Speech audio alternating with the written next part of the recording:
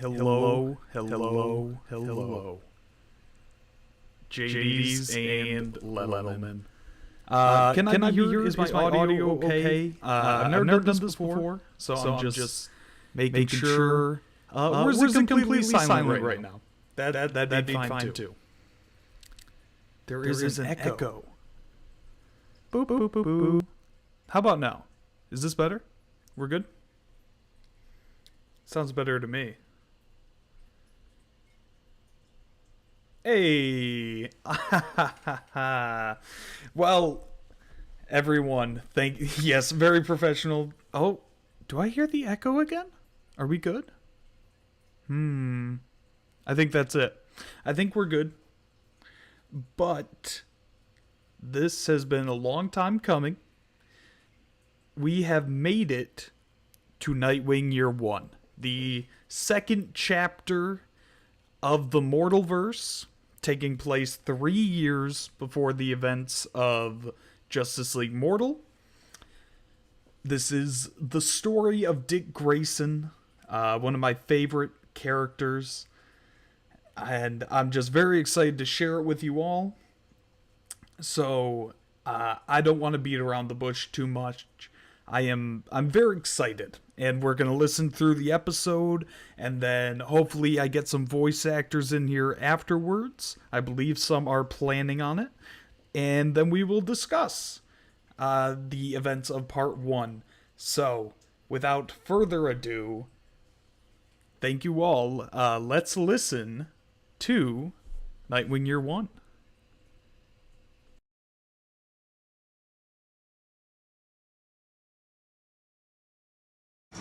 10, 9, 8, 7, 6, 5, 4, 3, 2, 1. Happy New Year! We did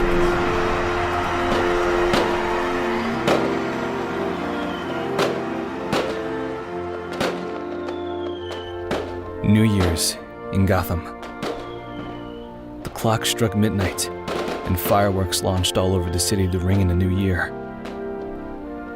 And while the city celebrated entering 2020, their most faithful guardians, Batman and Robin, were about to endure their last battle together as partners. Both of us knew this was inevitable. With college, with Barbara, with what little life I had of my own. With all of that, I had to be late the one time when I was really needed.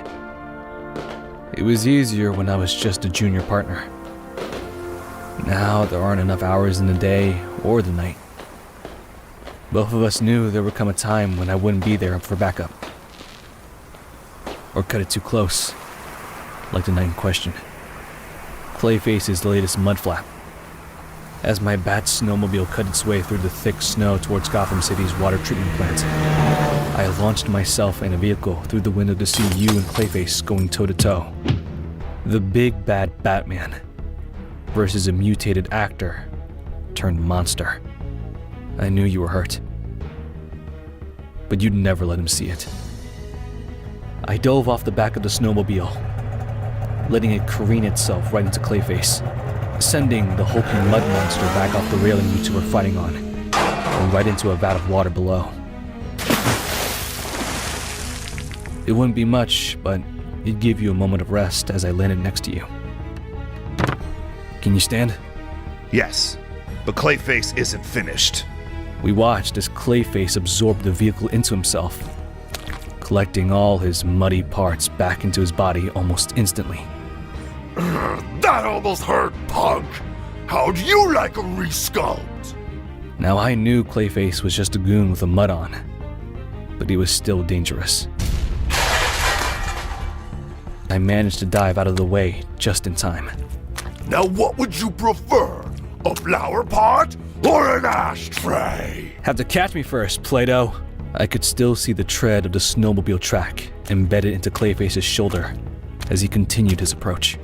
Maybe Carlo wasn't crazy scary like Joker, or unpredictable nutso like Harvey Dent, but he was gross. And I wanted him out of Gotham's waters, so my plan was to turn tail and run, which of course, he gave chase. An open field of snow would give me the advantage against him, rather than the confined treatment plant. Even though I won't deny that he's one of the more dangerous of our foes. Little creep! Your foes. I'll drown you in me! Also one of the more resilient with this whole mud morphing bit. To a fault, that is. Mud's just dirt with water, right? So, why was he so surprised that the longer he spent out in the cold of Gotham's winter, the slower he started to run? That was my chance. Clayface was moving slower and slower until I turned on a dime and sprinted at him now, returning the favor with a quick succession of punches and kicks across his muddy face until he wasn't moving at all. And there I was, knocking on the chin of one of your deadliest foes like it was a door.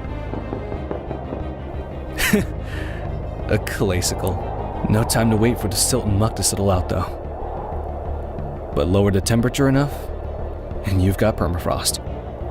For the record, I don't know why we never thought of this tactic. Not that it matters now, anyway. You seemed even grumpier than normal as you approached me from behind. The black, bat-shaped figure against the white snow. I know, I'm late. College business. I passed all my exams, by the way. I'm just trying to explain my side of it. Because we don't talk. Not really. Not ever. Save it. And when you turned to yell at me, I saw it. Wrapped in your cape like a swaddle. A baby. Just an infant. Wrapped in the cold cape of a monster. Look, I don't know how many hundreds of people my business degree will rescue, but it's pretty important to me. I said save it. See, I'm unique in this family. A talker among writers. Alfred's got his journal. You've got your files. Babs keeps an account of everything. Well, I've only ever recorded a message like this once before the first time. But I figured this is the right way of telling you what went wrong between us from the beginning.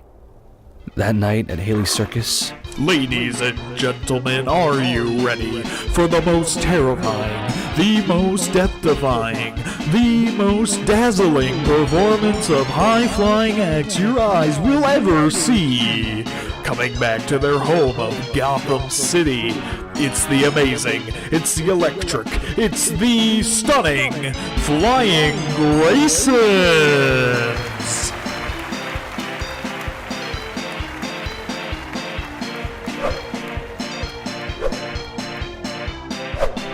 When Zucco tampered with the equipment,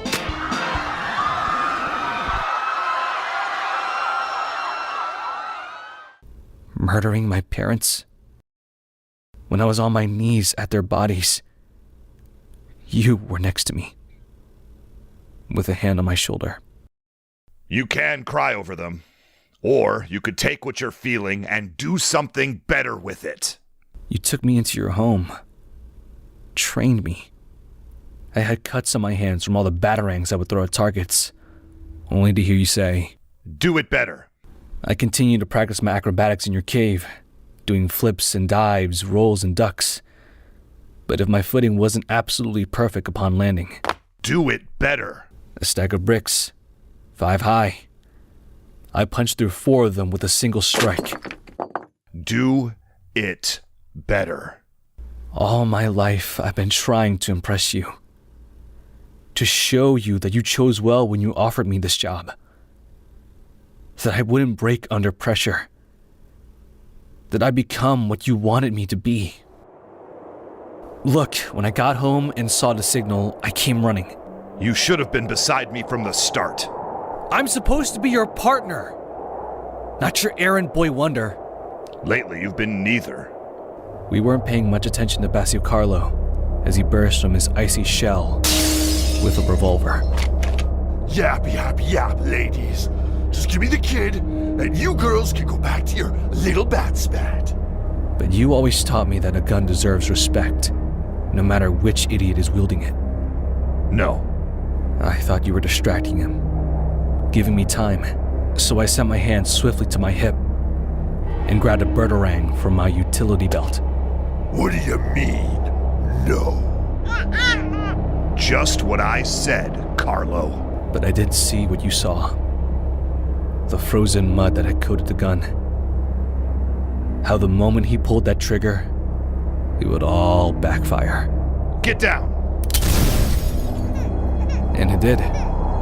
As the gunshot went off, the barrel of the revolver exploded in Clayface's hand, sending metal debris into both of our capes as we worked together to shield the child. Carlo had fallen backwards in the snow, and as our capes lowered, you had your arms extended. You were trying to hand the kid off to me. Take him. Nuh-uh, I'm on cleanup. We both knew that Carlo would make like a mudslide if he had the chance, and I had given you enough attitude to give him a head start. So there I was, running from one fight to finish another. Robin!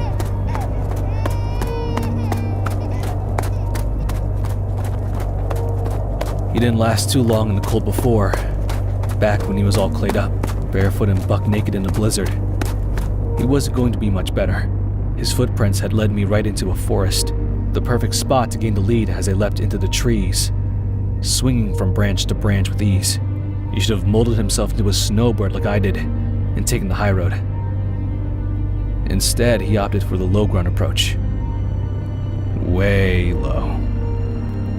His tracks ended at a brushed-off open sewer grate. Now, why would he go down? Ah, crap. The air got warmer and warmer as I slowly and regrettably climbed down the ladder into the Gotham City sewer, like biological warmth. You know what I mean. I was just glad that I left the pixie boots behind for this one. As I trudged further into the sewage tunnel, I found Carlo rebuilding himself. Out of what? I didn't really want to think about it. I was more concerned about bringing him down hard before he got too big to stop. Babs and I were working on his new gadget, still awaiting official bat authorization, but I was betting we'd do the trick. Call it an electro-rang. Patent pending.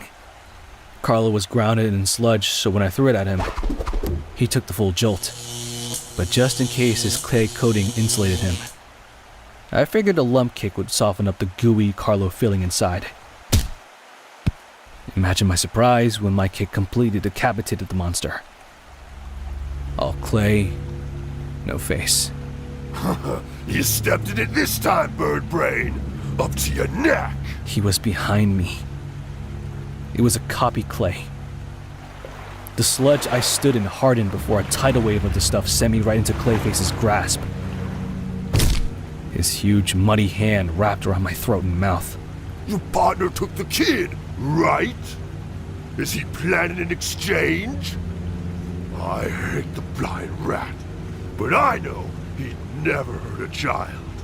I couldn't move. I couldn't breathe. This was it. Do or die time.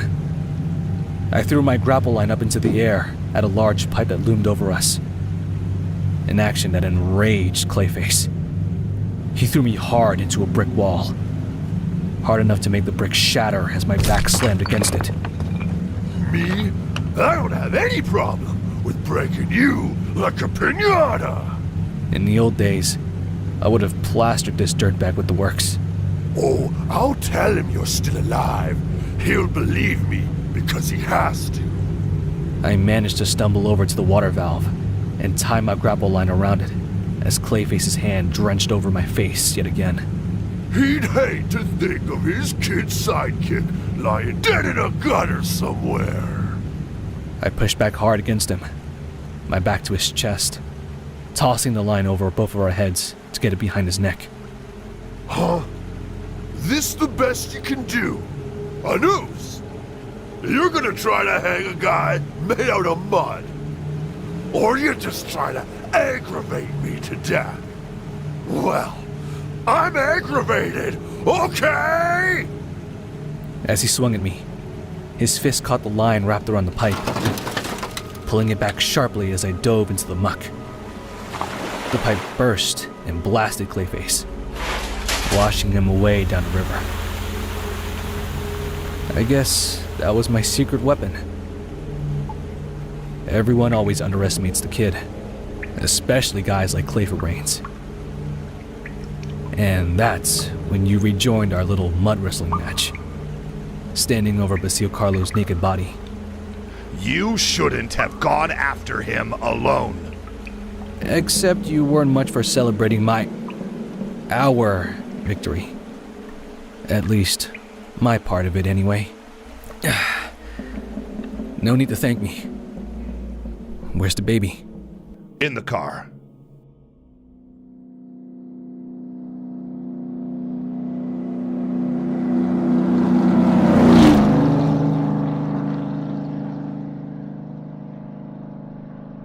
The rest you summarized on the way to GCPD, where we dropped off Carlo and the baby.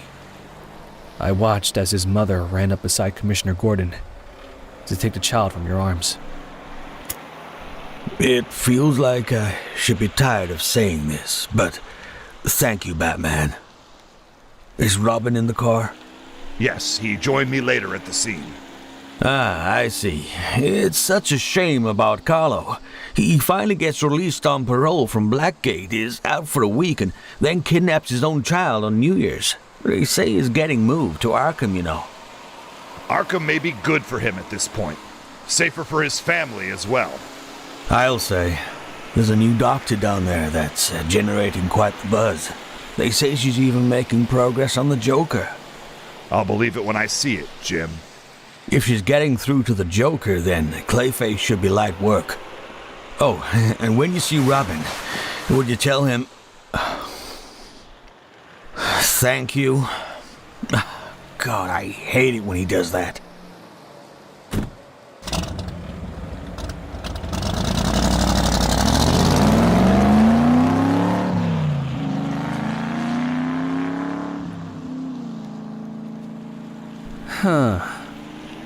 She doesn't look so rich. You can't tell me Clayface was looking for some fat ransom. Carlo was the child's father. It was a domestic dispute. How appropriately ironic. And information I could have used before getting down and dirty with Clayface. So the kid was never in any real danger? Except maybe hypothermia. With a father like that, can you be so sure? No. I guess not. My word. As the Batmobile pulled back into the Batcave, Alfred was 20 feet up on the ladder, dusting off the giant robotic T-Rex that you kept as a trophy in the center of the cave. I was relieved to see that at least he was happy to see me. Master Grayson. So the prodigal son makes his triumphant return. He was excited to see me. Not just Robin, the late partner. And that's where master and servant differ. You are indeed a sight for sore eyes, lad. Even covered in, filth, as you are. Jeez, you're bleeding. 'Tis but a flesh wound and beneath your notice, young sir. The perils of performing a periodontal cleaning on one of the garish trophies you both insist upon cluttering the secret grotto with. Boys and their overgrown toys. Alfred, we could both use something hot to take the chill off. Peanut butter and marshmallow cream on toast, Master Grayson? By the way, I've left you a bit of a surprise in the changing room. Robins do molt their feathers before becoming full-fledged adults, do they not? As Alfred dabbed away at the bleeding cut from his forehead and made his way upstairs, I couldn't help but think about how he always went out of his way to make sure I felt at home. That I belonged in this place. Above in the manor, or down in the secret grotto, where we wear masks and talk in code. Which explains why you got him out of the way. Alfred might have kept us from saying things we'd regret later. He always had faith that the dynamic duo could survive anything. Except, maybe each other. While you were typing in the Batcave's lockdown sequence, I found that surprise Alfred was talking about. It was a new, nicely folded Robin costume. Bigger, more armored, and with pants. As I looked at it, I remembered the first time I put on the Robin costume as a child. Looks good, doesn't it? Long leggings would be more practical. Nah, bat wedgies and all that. Better to keep it light. Just remember the burden you carry when you wear it. And now here I stood, the exact same spot, holding a new and improved Robin costume. But as I'm about to try on the new uniform, you're suddenly behind me. Looks like I can finally retire the pixies and shorts, huh? We need to talk. Funny how that always meant you talking and me listening. Except this time.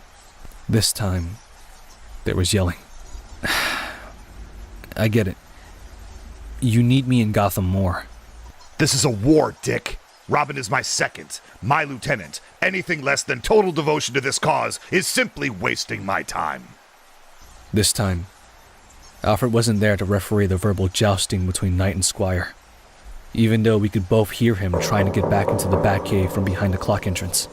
This time, it was just you, me, and the things you have to hear twice to know they're real. You're fired. What? Fine, I'll say it again. You're fired, Dick. Get out of my cave. This time, it was for good. I mean, permanent. One door closes and another opens. Masters, is everyone all right? I seem to be locked out of your clubhouse. Fine.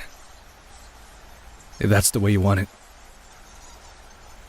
See you around.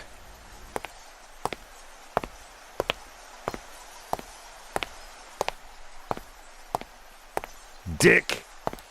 Or is that only how it works for normal people? People who lead normal lives. People who don't live in caves and wear masks and talk in code. And for the first time ever, you, the Batman, struck fear into my heart as you came up behind me. At first, I thought it was to apologize. Stupid, I know. But instead, Leave the uniform. I never even got the chance to try it on. I just dropped it and kept walking. Fine. And I kept walking. Right out of that cave. I can't even imagine what you told Alfred when you finally let him back in. Master Wayne, Master Grayson, do you require assistance? Dick's gone, Alfred. Gone? To where, sir? Dismissed. Though, it's not as if we hadn't heard it before. After all, this wasn't the first time you fired me. And his unused uniform there? Surely you don't expect me to wear it. Nightwing, Year 1, Part 1. Final Flight. Directed, edited, and produced by Matthew Dawson. Based on comics by Chuck Dixon, Scott Bietti, Scott McDaniel, and Andy Owens. The voice cast for this episode by order of appearance include Ryan Doe as Dick Grayson, Ray Stacanis as Batman, Chris Johnson as Clayface, Drew Campbell as Commissioner Gordon, and Rob Patrick as Alfred. This production is the effort of the Mortalverse Audio Dramas and its volunteering associates. It is in no way affiliated with or representative of Warner Brothers or DC Comics and their characters. This project has been created by the fans, for the fans, to show our appreciation towards this franchise. This project has been released for free. Thank you to everyone who helped bring Nightwing Year 1 to life.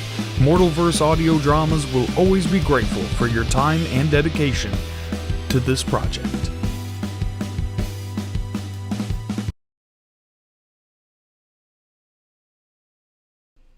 All right. Part 1 is done. Voice actors. If you want to jump into the stream, I'm going into the Going Live channel on Discord.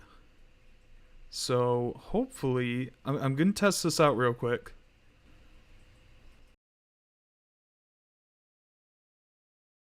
Can you hear me? Okay, interesting.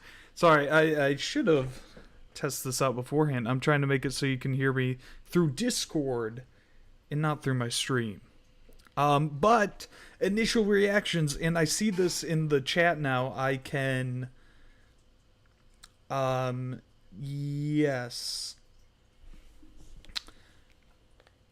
So I'm gonna put this thing in the chat that I saw earlier. It's a Q&A. We'll say, so if you have any questions for the actors or me or anyone, feel free to type them into this thing I'm going to post. And we can get this discussion ramped up. Start Q&A. Oh no.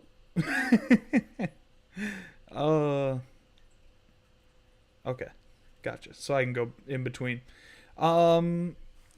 Yes, the Discord link should be in the chat, but initial reactions to part 1.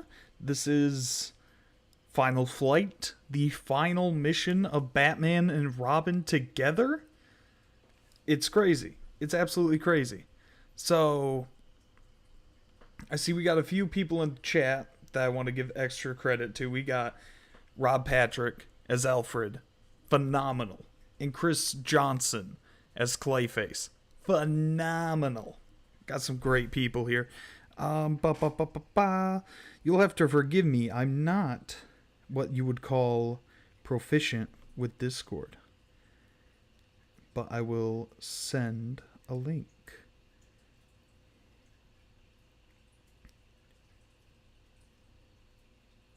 Alright, a link has been sent. Oh man, I have so much to talk about, but I got to make sure that I get this right.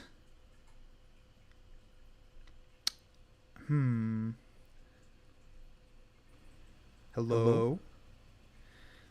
Yes, I found the link. Okay. Do I have an echo? Do I still have an echo? That's the confusing part to me. I don't think I do. But if I do, someone yell at me. You have the echo. How do I make it so my voice is going through Discord and not this? Interesting. Can I, sorry for technical difficulties. As I've said, I've never done this before. So, I'm a fool. But Rob... Oh, let me get you. What'd you think of the episode, Rob? So I came in right as Dick was battling Clayface. But, I mean, from what I heard, it sounded amazing. Both Dick Grayson and Clayface did fantastic. Yeah.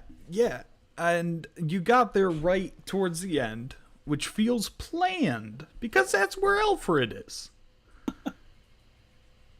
Was this planned? It was not planned at all. My real world job did a training in New York City.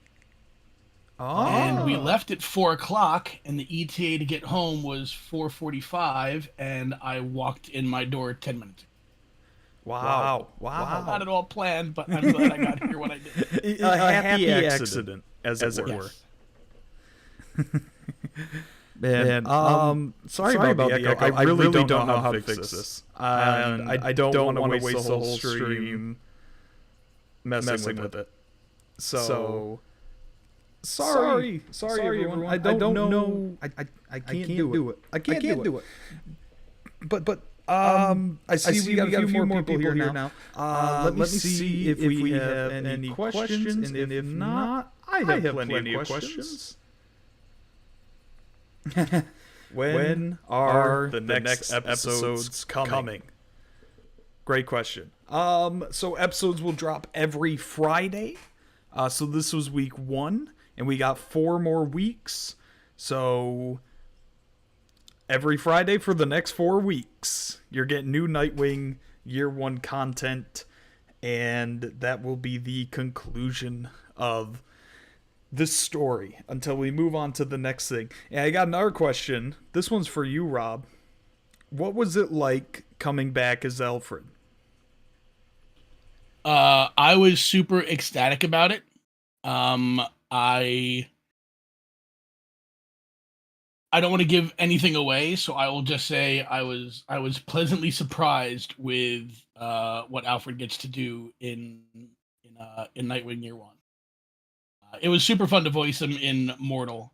So I think our conversation kind of went like, "Hey, I'd like to audition for Alfred again for this one, if you don't mind." And you were like, "Audition? I'm sending you lines. Like, that's it." So I was super hyped to be part of this again. Yeah, absolutely. Like you are the Mortal versus Alfred. There's no auditions for you. You got it. You got it. And you'll always be him. He's great. So what? This is kind of the expansion on that one. What was it like reprising a role versus doing it for the first time? I mean, doing it for the first time, it was kind of feeling out the tone of the delivery. And then once I kind of got that down, just seeing how that personality would react with the new line. There were quite a few lines where, 2 takes were done and they were just vastly different depending on his mental state at the time, his reaction to what else was going on. But I think it's more fun. I don't want to say it's more fun. It's a different kind of fun going back to a character that you've already done and getting to expand on what you kind of came up with the first time, than trying to figure out that fun in the first place. Yeah, because you had a thing with Alfred in Mortal where he is the level head. He is the one who's got the moral compass of Batman. He is the most shocked and appalled at what Batman does in Mortal. And here, he is shocked and appalled by what Batman does. So big difference. It was fun to play that because out of all the characters, with maybe the exception of Dick in Nightwing, he's kind of the closest to the surface on Batman. So he sees Batman and he knows Batman in a completely different way than everybody else does. So to get those kind of reactions where Alfred gets shocked and appalled at some of the things, I think is kind of a statement that says something about how far past the norm he might be on some of his decisions. Mm-hmm. But it was a lot of fun to play that. Yeah. There's a little bit more snarky Alfred in this one. There's a little bit more. Yeah. The more snark, the better, I say, with Alfred. Especially when dealing with Batman, yeah. I agree. It's a fine line you gotta draw with Alfred. He's gotta be sassy, but he can't be a prick. Because when you make Alfred a prick, then what's that gonna make Batman look like? Right. 100%. Yeah, this episode's full of firsts for the Mortalverse. First of all, first appearance of the Batmobile, which I was shocked wasn't immortal. I had to go back and look because there's no way that there's a Batman movie without the Batmobile. But there is, or there would have been at least if it wasn't canceled. But yeah, so the Batmobile is here, and that was really fun to kind of play with the sound. I really wanted this really strong sounding motor, and that was something that was played with a lot, was the sound that the Batmobile was going to end up making. And because what's interesting about it being audio drama is that you can picture these characters, the settings, and the vehicles in any way you want. And so when it came to the Batmobile, I have a vision of it in my head, but I know that everyone else is going to come out of this episode with a different vision of it. And so it's just a fun thing to think about. How do you picture the Batmobile? What's your ideal Batmobile? Can I pop in here? Absolutely. No, please go ahead. Hey, this is Sharon, your up and coming Lois Lane. I love the sound effects that you use for the Batmobile. To me, the Batmobile is a muscle car with steroids on top of steroids. It's the sound effect you found I think it was spot on. It was perfect. Yeah. I love it. I love it. A muscle car on steroids. That's great. Sharon, you were going to be in next week's episode as Lois Lane. Spoiler alert. Yay! Oh, okay, cool. So that's got to be exciting. What should the people look forward to with Lois Lane? With Lois, just, boss woman. She's boss lady. She's in to do her job. And I know what my lines are. I know what I had to say. I am so insanely curious about the story around these lines. What else is going on? But yeah, Lois, I'm hopeful that Lois gets into some trouble by putting her nose someplace where it doesn't, where other people think it doesn't belong. Sorry, one second. Lost the Discord. Sorry. I'm back. Go ahead. No. Yeah, I'm hoping that Lois ends up someplace where she doesn't belong and just causes a whole lot of trouble. And her quest for the truth. Yeah, absolutely. That is that's something to look forward to in next episode. Lots of Metropolis fun. We'll call it that. Another person we got here, Chris Johnson, the villainous Clayface. Chris, you here?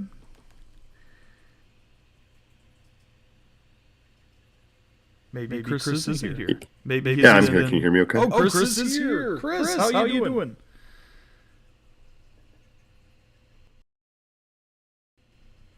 He's been absorbed. Hey, it's going all right. Yeah, sorry, I was just trying to adjust the sound levels here. Well, Chris, the people want to know, what was it like to play the villain Clayface?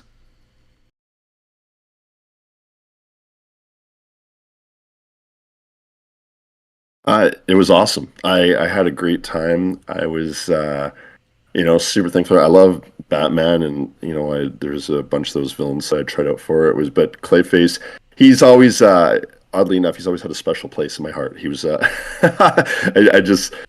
backstory, the fact that he's just that big brute guy, and just kind of how he is, and I like how in that story, he's very determined.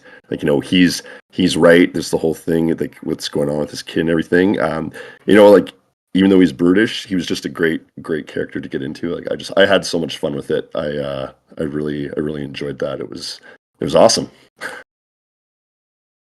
Yeah, and I want you to know, I've been moving this weekend, and I'm just like walking around my new place going, what would you prefer, a flower pot or an ashtray? It's so great. It's fantastic. I love that. I love that delivery. I love the lines are great. It's just so fun. Tara's asking, how'd you get into character for Clayface? Do you have a nice mud bath or a spa day?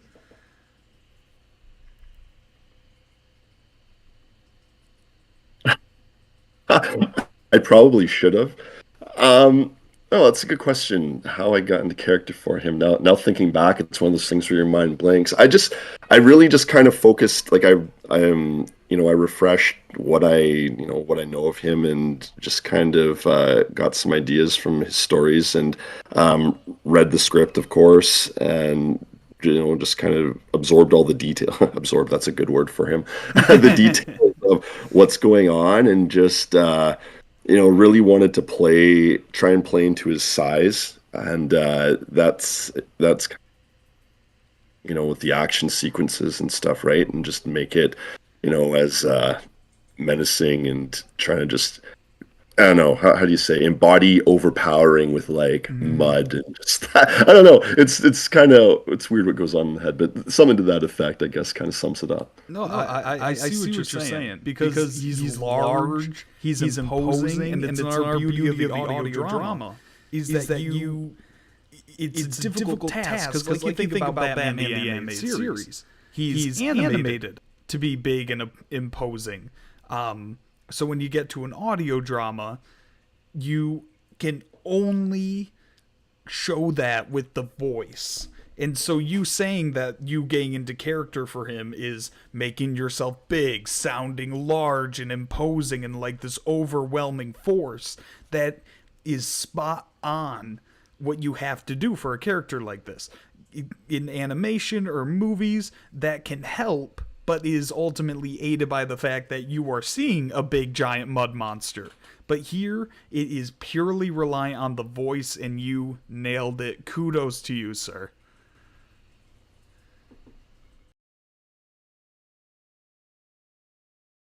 Thanks so much, and thanks again for the opportunity. I know it's been said before too in this, but I did want to just say the production that you've done, and all the sound choices, and like everything that was put together. Like, I've listened to it a couple times now, and it's phenomenal. Like, you really feel, to me, the action and the pacing is it's so good between the narration and the battle scenes and everything. Like, kudos to you for throwing an awesome production together, man. Like, it's amazing. Thank you. I appreciate that. It was challenging in a different way from Mortal, where this wasn't just copy paste. There were a lot of things here where I was adapting the comic, and you have to all the scene, like in the comic book, you look and you see Nightwing, or in this case Robin, riding a snowmobile, and you just see it. But here I have to describe everything. I was cutting through the snow on the Bat snowmobile. I leaped through the window, knocked Clayface off the ramp. It's a lot, and you have to balance that with the internal monologue that Dick's having at the same time. And so that was one of the challenges. And another thing was there were a couple scenes that are not in the comic that's in this episode. One of those is the circus scene with the ringleader and all that, and that was super fun. Played by this really handsome, great voice actor. I hear he's been in a Star Wars thing or two as Vara Wynn. He's just great. I don't know his name though. But doing that, I kind of was just improvising it, of like, it's the dazzling, the electric, the stunning, the awe-inspiring, and I was like, I just kind of did a few takes of that, but I kept going back to like one of the first ones where you can hear me towards the end start to run out of adjectives, because he goes like, the depth-defying, the electric. And I really like the idea of a circus ringleader like that, kind of just running out of all these adjectives that he has to use constantly. So that was kind of the joke I put in there, that I like that a lot. The other scene with Commissioner Gordon is I can't remember if all of it was new.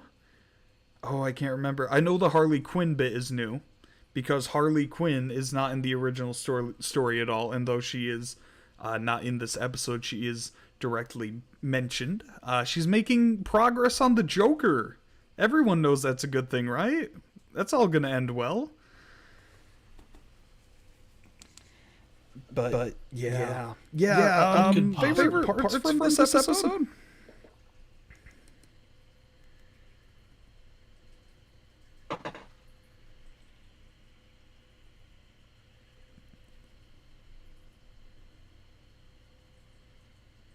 Match made in heaven. I gotta say, another funny production story. The Bat Snowmobile line that I referenced earlier. Ryan Doe, who does a fantastic job of voicing Nightwing, could not get that line right. It was his recordings, which, by the way, his recordings were averaging around an hour apiece. An hour of him just recording for a single episode, doing take after take after take. And what took him the longest was Bat Snowmobile. And the funniest part is that was a last minute addition. The original script I'd written Snowmobile, and I thought, that's not right. It's gotta be a Bat Snowmobile. So we changed it to Bat Snowmobile, which turned out to be the bane of Ryan's existence, but he was very chill about it. If I ever do a blooper reel or anything one day, I could give 5 minutes of just Ryan cussing out the line, cruise through the snow on my Bat Snowmobile. I don't blame him. It's a difficult line. But, yeah, every voice actor's had lines like that where it's, why did they write this? Why is this so difficult? Never do this again. But let me see. I think I have a few more little notes here. Oh, Rob, I have to talk to you about something. Yes. How delicious does peanut butter and marshmallow foam on toast sound? I mean, marshmallow foam is pretty good. Peanut butter is pretty good, I'm not gonna lie. I want to say in my youth, I've probably done like toasted peanut butter fluff on the.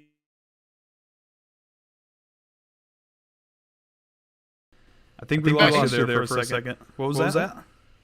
I said, I'm sure in my youth, I've had like a toasted bagel with peanut butter on one side, marshmallow fluff on the other, so. That line, though, like, when I heard, or like, I don't even know if I thought about it when I was writing. But I think when I was writing it down, I was like, that kind of, I don't know, I just didn't think about it. And then hearing him describe it, maybe it's just the general kindness that Alfred expels from him at all times. Hearing that peanut butter and marshmallow cream on toast, that I was like, oh my gosh, I need Alfred to make me some peanut butter and marshmallow cream on toast. I've never had it, but it sounds great. I think it's more that he says something. I'm sure that was not what anybody was expecting him to offer, Dick Grayson. But the fact that your brain hears him say that, and then there's kind of a beat, and then your brain goes, oh, so this isn't the first time he's made that. Because he's obviously offering him comfort food that he's had before, kind of like, you're out ice skating, you slip and you twist your ankle and you make it home and your mom's like hot cocoa and chicken soup, like to make you feel better. So this is kind of like, apparently this is Dick Grayson's comfort food. And if it wasn't before, I mean, it is now. So now you're just stuck with it. Yeah, I love that. I love like he comes home from college, assumably for holiday break. Which that's another big change from the original story. In the original story, he's gone because he's with the Teen Titans. But I didn't want the Teen Titans in this. So, a big thing in this story that is not in it, sorry, spoilers for future episodes, there are no Teen Titans in this version of Nightwing Year 1. It didn't feel right. If I were to do the Teen Titans, I wanted them to have the spotlight and not kind of be background in Nightwing's story. Just because there's so much to dive into there. So, Titans someday?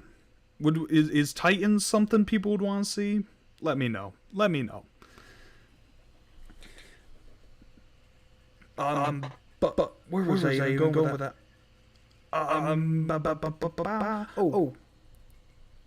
Yeah, Alfred's great. Everyone in the chat is saying Alfred supremacy. And I want to add to that, Ray Stacanis as Bruce Wayne specifically. I just love the way he delivers Batman lines versus Bruce Wayne lines. It's just so funny. The Alfred, we could both use something to take the chill off. The way he delivers lines, it's so perfect to me. And one of the greatest compliments I've ever received is people telling me that when they read comics now, they hear Ray Stacanis, they hear Rob Patrick, they hear Delvin Cox, they hear the voices that these phenomenal actors are putting to the characters in the Mortalverse. They hear them when they're reading original comics now, and that it just fills me with pride for just a fantastic group that we've managed to culminate. How do you think Ray preps for Batman? Oh, that's a great question.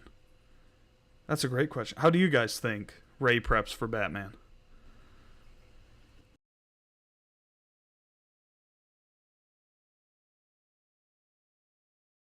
By staring into the abyss. Until the abyss stares back, of course. I think Ray thinks back to his childhood and the Christmas morning that he was patiently waiting for the USS Flag to be under that Christmas tree, the G.I. Joe battleship, and it never came. I think that's what gets Ray into that dark place where he can yell at children about chasing down giant clay monsters. I think if that were, you gotta go into the trauma there with Ray, and I'm sure he has a lot of it.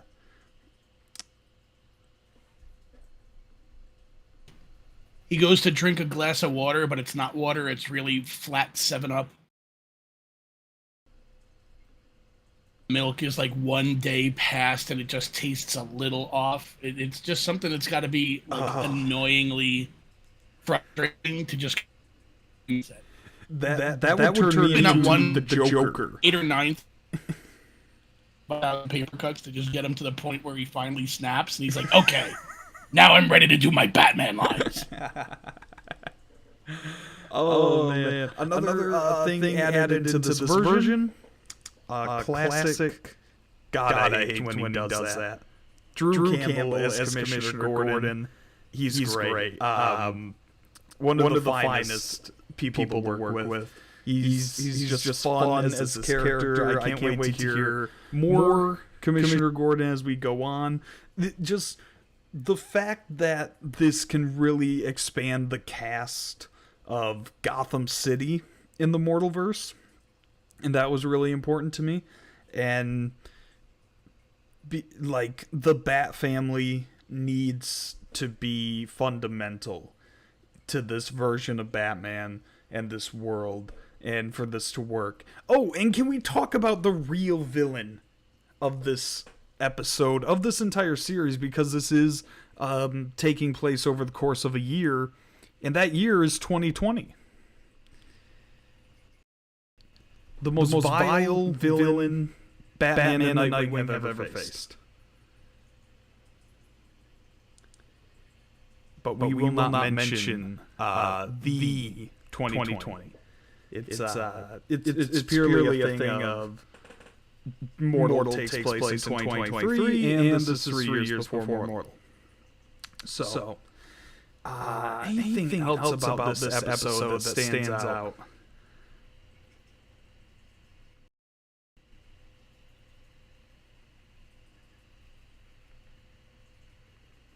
I will just say from a world building standpoint, once you have created a world like in Mortal, it's not always the easiest to then expand upon, keep the mythos the same.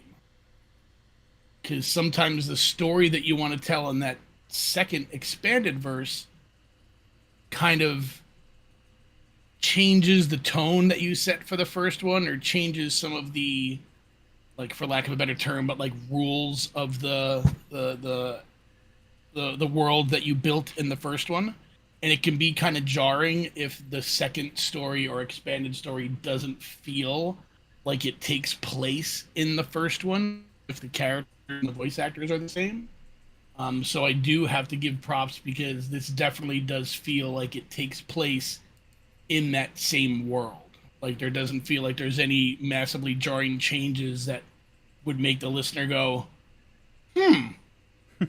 it didn't feel like that would have been that way in the first one. Like, it still all feels like it's in the same universe. So definitely props on that. I didn't want the characters to feel different. Like, I didn't want people to go from Mortal to year one and think, well, that's not Batman. Why is Batman acting like that? If anything, I want people to listen to year one, then go back to listen to Mortal after it's all done, and think, oh, I get it. I get why Batman is the way he is in Mortal. And there are going to be more connections to Justice League Mortal as this whole thing goes on. And I'm really excited for people to hear those. Not to spoil anything, but I think there's some surprises ahead.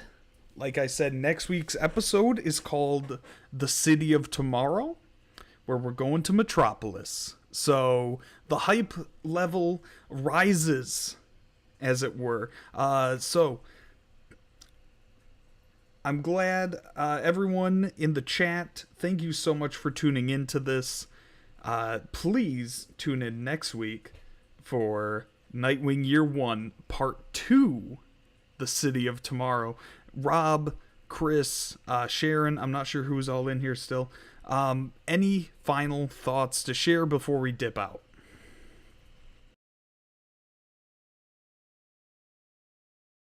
Watch this space. Watch this space.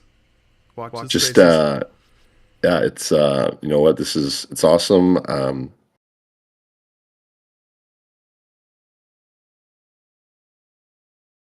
Thankful to be a part of the production this episode. I can't wait to see the rest of them. Like, I'm super stoked. Yeah, it's just it's amazing what you've done with this. Love the story, love everything that's going. And if I am around, I will definitely keep tuning in, and you know, hope to do more work with you and stuff. It was an honor. It was great. Like I said before, I appreciate it. It was just awesome and nice meeting everyone who's here. And thanks for coming out. Absolutely. And Chris, you haven't seen the other script, so you're going into the rest of it blind, which I am envious of. So you'll have to let me know what you think. I'm very excited. Yeah. But thank you all for tuning in to the stream. And thank you to all the listeners. We are going to Superman's turf next week. We are going to witness the death of Robin and the birth of Nightwing. Goodbye, everybody. Thank you all so much for tuning in, and we'll see you next week.